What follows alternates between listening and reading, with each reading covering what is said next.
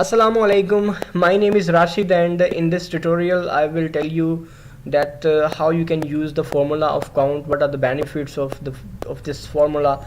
So first of all, let me inform you that what are the objectives, what are the basic theory behind this formula.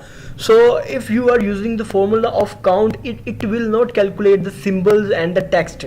It will just calculate the digits, the numeric values. Like if I apply the formula here, count, and I will select my range, and it will show me the number of 5.